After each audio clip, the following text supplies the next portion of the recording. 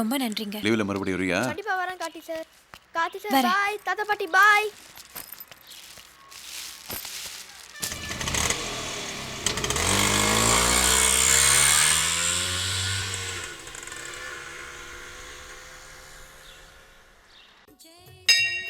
என்ன கார்த்தி, போகும்போது பத்துக்கா ஹோட்டலில் நம்ம ஊர் சாப்பாடு சாப்பிட்டு போயிடலாம். கேரியர் மீல்ஸ்னால பேய் பிசாசுக்கு பயப்படுற மாதிரி பயப்படுறீங்க. பயந்தாலும் தைரியமாக இருந்தாலும் எடுப்பு சாப்பாடு நம்ம வீட்டுக்கு இன்னும் 4 நாளைக்கு வரவே வராது. ஏன்? சாப்பாடு கொண்டு வர்ற பையனுக்கு ஆக்சிடென்ட் பயங்கரமாக நசுங்கி. என்னாச்சு பையனுக்கு? நசுக்குனது சாப்பாட்டு கேரியர், பையனுக்கு ஒன்றும் இல்லை. இவருக்கு எப்பவுமே விளையாட்டு தான். ஏன்பா கார்த்தி, எங்களை பார்த்துக்கிறது உனக்கு கஷ்டமா இல்லையா? புரிய முடியாது சொல்லேண்டி. இந்த வருவா ஹோட்டல் சாப்பாடுன்னு தலையில் எழுதிட்டான். நீயும் உங்கள் அம்மாவும் சமையல் பண்ண விட மாட்டேங்கிற. அது ஒரு வகையில் கரெக்டு தான் வச்சுக்க. அவள் 5 நிமிஷம் அடுப்படி நின்னா அதுக்கப்புறம் 10 நிமிஷம் நீ தான் அவள் காலை முற்ற வேண்டியதாக இருக்குது. உன் பொண்டாட்டி மேலே போய் 5 வருஷம் ஓடி போச்சு. உன்னை பார்த்தா இன்னொரு கல்யாணம் பண்ணிக்க போகிறப்ப எனக்கு தெரியவே இல்லை. வேலைக்கு போறியே, 10 மணிக்கு போனால் 5 மணிக்கு வந்தோன்னுண்டா. நேரங்காலம் இல்லாத பத்திரிக்கை வேலை, அதுவும் நைட் டியூட்டி வந்துச்சுன்னா போச்சு. நாங்கள் பத்திரமா இருக்கோம்னு ஆபீஸ்லேருந்து குறைச்சி 6 வாட்டியாவது ஃபோன் பண்ணுறேன். எங்களால் உனக்கு ரொம்ப கஷ்டம்பா. உன்னை பார்த்தா பாவமாக இருக்கு. ஒன்றும் பண்ண, ஒரு ரூம் தனியாக எடுத்தேன்னா இந்த தொல்லை இல்லாமல் ஹாயாக வரலாம் போகலாம். எங்களை ஏதாவது ஒரு முதியோர் இல்லத்தில் சேர்த்து விட்டேன்னா எல்லா பிரச்சனைக்கும் ஒரு முடிவு வரும். என்னப்பா பைத்தியகாரத்தனமா பேசிட்டு இருக்கீங்க? உங்க 2 பேரையும் முதியோர் இல்லத்தில் விட்டுட்டு வீட்டில் நான் மட்டும் தனியாக வெத்த சொத்தை பார்த்துட்டு காலத்தை விட்டணுமா? உங்க 2 பேரையும் பார்த்துக்கிறதுல எனக்கு எந்த கஷ்டமும் இல்லை. மறுபடியும் இந்த மாதிரி ஏதாவது என் காதில் விழுந்தது, இப்போ ஏதோ அப்படி இப்படி சிரிச்சிட்டு இருக்கல, அதுவும் நின்றுடும். இல்லடா, முதியோர் இல்லைன்னா முதியோர் இல்லைம்மா. நீ கல்யாணம் பண்ணிக்கணுங்கிறதுக்காக அப்படி சொல்றாரா? எங்களுக்காக கல்யாணம் பண்ணிக்க கூடாதா?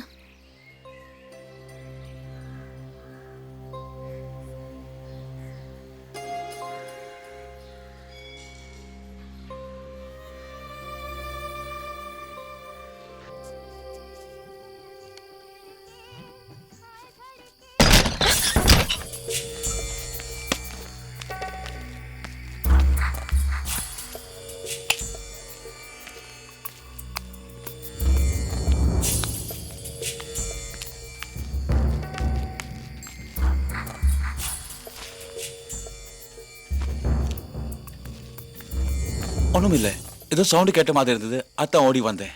ஏதாவது தேவைன்னா கூப்பிடுங்க, பக்கத்து வீட்டுக்காரன் உங்களுக்கு ஹெல்ப் பண்ண தான் இருக்கு. வைஃப் கூட ஊர்ல இல்லை, அகமதாபாத் போயிருக்காரு.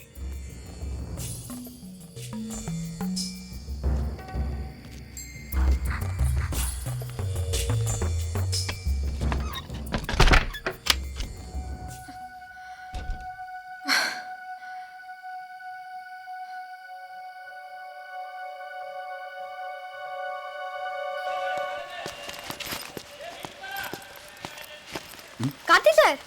Hey, how are you? Fine. Hello. Hello. எங்க ஸ்பீடா போறீங்க? ரயில்வே ஸ்டேஷன் போறேன். நாங்களும் ஸ்டேஷன் தான் போறோம். வெயிட் பண்ணுங்க, ஒண்ணா போலாம். உங்க அம்மா அப்பா எப்படி இருக்காங்க? ஏதோ கேரியர் மீல்ஸ் புண்ணியத்தில் நல்லா இருக்காங்க.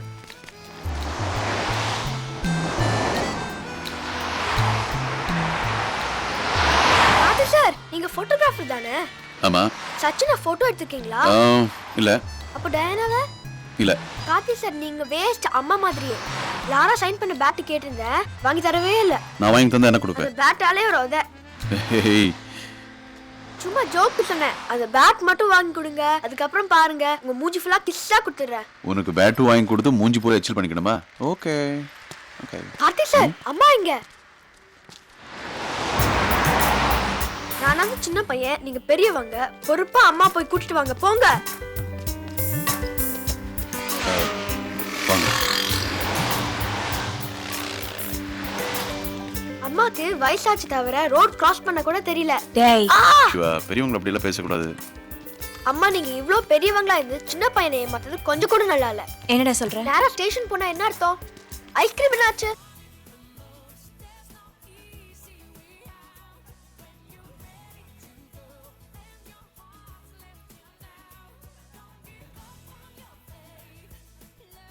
சொல்ல போறேன். Bill sir. இல்ல நான் தரேன். இல்ல இல்ல, நான் பே பண்றேன். இருங்க. இல்ல நான் தரேன். இல்ல ப்ளீஸ் நான் ப்ளீஸ். Thank you. புருஷன் பொண்டாட்டி, இதுல யார் பே பண்ணா என்னங்க?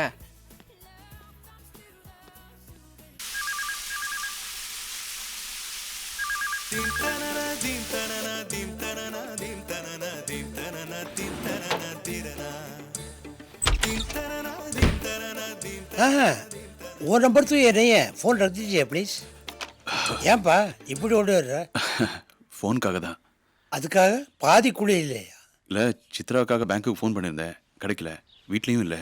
வந்தால் எனக்கு ஃபோன் பண்ண சொல்லிட்டு வந்தேன். ஒரு வேளை சித்ரா ஃபோனாக இருக்குமா என்ன வந்தா? சரி பண்ண. இல்லை வேண்டாம், அவங்க வீட்டில் ஃபோன் இல்லை, வெளியே வந்தால் பேசணும். அவங்களே பண்ணட்டும். ஆ, மறுபடியும் குளிக்க போறியா தொடச்சிக்க போறியா?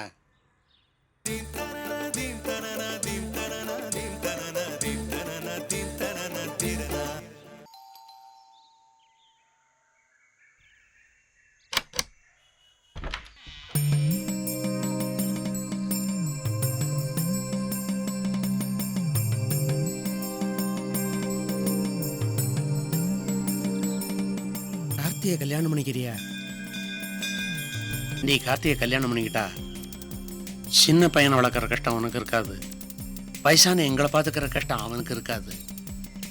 அதுக்கப்புறம் நான், என் வீட்டுக்காரம்மா, கார்த்தி, நீ, அந்த சின்ன பையன் எல்லாரும் ஒரே குடும்பமாக இருந்தோம்னா எவ்வளவு நல்லா இருக்கும்.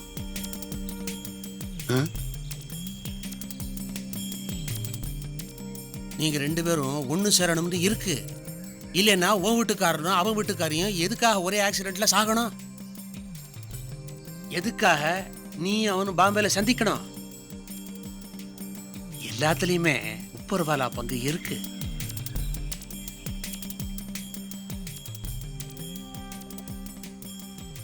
இந்த கல்யாணத்தில் கார்த்திக் விருப்பம் இருக்கிறதா எனக்கு தோணுது. நீ என்னம்மா சொல்ற? இப்பவே சொல்லணும்னு அவசரம் இல்லை, நிதானமாக யோசனை பண்ண. எனக்கு கல்யாணம் பண்ணிக்கிற மாதிரி ஐடியா இல்லை.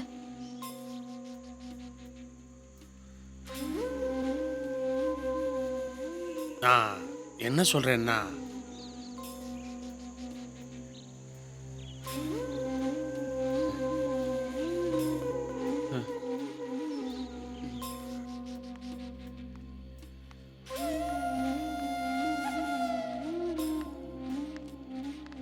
ஆட்டோ வேணா கூட்டிட்டு வரட்டுமா? உன் மனசு புண்படும்படியா ஏதாவது பேசியிருந்தேன்னா தயவு செய்து என்னை மன்னிச்சிருமா. நீங்க தான் என்ன மன்னிக்கணும். எதையும் மனசுல வச்சுக்காத. வரேன்.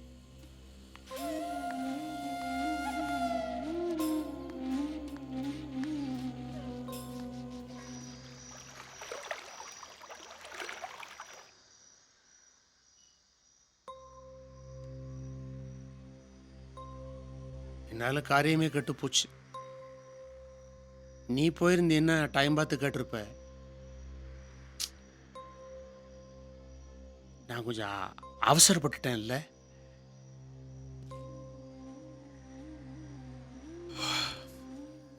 கல்யாணம் வேண்டான்னு சித்ரா முடிவு பண்ணதுக்கப்புறம் நீங்கள் கேட்ட என்ன, நான் கேட்டேன் என்ன?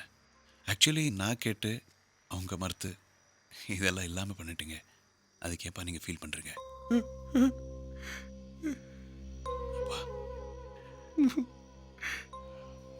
வாங்க.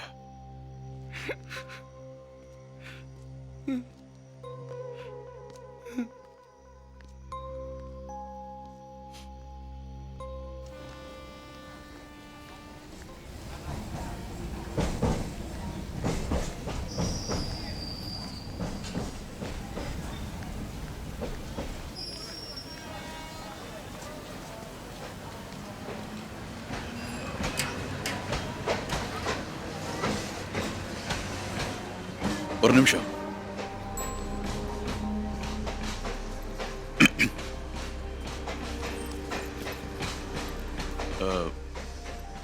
ஐ திங்க் உங்களுக்கு என்ன பார்க்கவே பிடிக்கலன்னு நினைக்கிறேன்.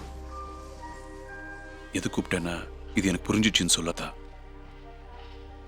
மறுபடியும் உங்களுக்கு என்ன சந்திக்கிற நிலைமை ஏற்படாது.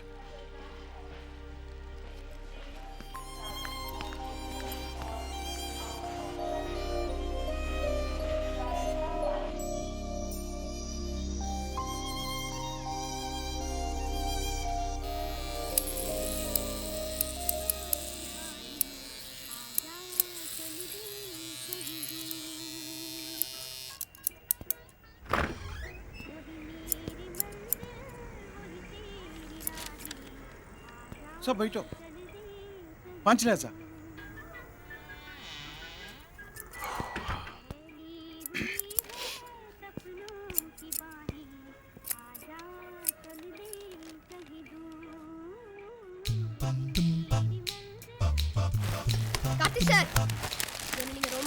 பார்க்கல. மறந்துட்டீங்களா? அப்படியெல்லாம் ஒன்றும் இல்லையே. உங்களுக்கு சைக்கிள் ஓட்ட தெரியுமா? சின்ன வயசுல சைக்கிள் ஓட்ட கற்றுட்டு அப்புறம் தான் பைக் ஓட்ட கற்றுக்கிட்டேன். நான் ஒரு புது சைக்கிள் வாங்கியிருக்கேன். Street gate. Very good. போடா. அம்மாக்கு சைக்கிள் ஓட்ட தெரியாது. கத்து தரீங்களா? யாருக்கு? அம்மாக்கு இல்ல, எனக்கு. சொல்லித்தரேன். எப்போ? வரேன். வரேன்னு சொல்லுவீங்க, நான் வரமாட்டீங்க. எப்போ வர போறீங்கன்னு இப்பவே சொல்லுங்க. ஸ்கூலுக்கு டைம் ஆச்சு சிவா. தெரியுமா? வா, நீங்க எப்போ வர போறீங்கன்னு சொல்லவே இல்லையே. நாளைக்கு வரேன். ஓகே. இப்படிதான் சொல்லுவீங்க, ஆனா வரவே மாட்டீங்க.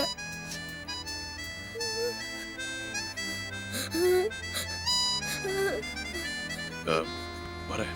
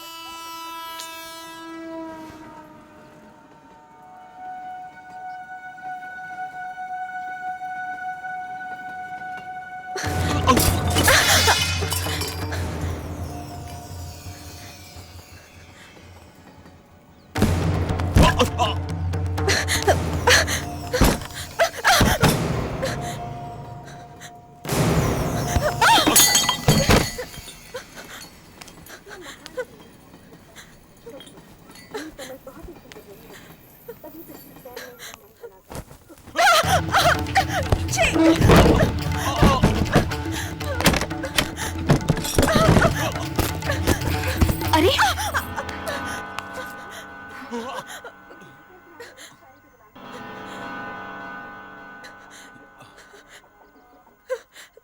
சார், நேற்று என்ன நடந்தது தெரியுமா சார்? பக்கத்து வீட்டுக்கார வீடு வந்து நம்ம சித்ரா கிட்ட கலாட்டா பண்ணியிருக்கான். நம்ம ப்ரூஃப் ரீடர் விட்டல் வீடு அங்கே தான் இருக்குது. அவன் சொல்லி தான் எனக்கு விஷயமே தெரியும். क्रोध पर नियंत्रण बहुत आवश्यक है. उत्तेजना समस्याओं की जननी होती है. ये सही है कि इन विस्फोटों ने हमारी आत्मा को क्षत विक्षत कर दिया है. हमारे लोग बड़ी संख्या में मारे गए हैं. हमारे समुदाय की अपार क्षति हुई है. परंतु आवेश में आकर कोई गलत कदम उठाना उचित नहीं होगा. जो लोग विस्फोटों के लिए उत्तरदायी हैं, हम उन्हें पहचानते हैं. हमारे शत्रु का चेहरा बिल्कुल स्पष्ट. उचित समय पर उन्हें उचित दंड दिया जाएगा. तब तक शांति बनाए रखना अत्यंत आवश्यक है. ओम शांति शांति शांति.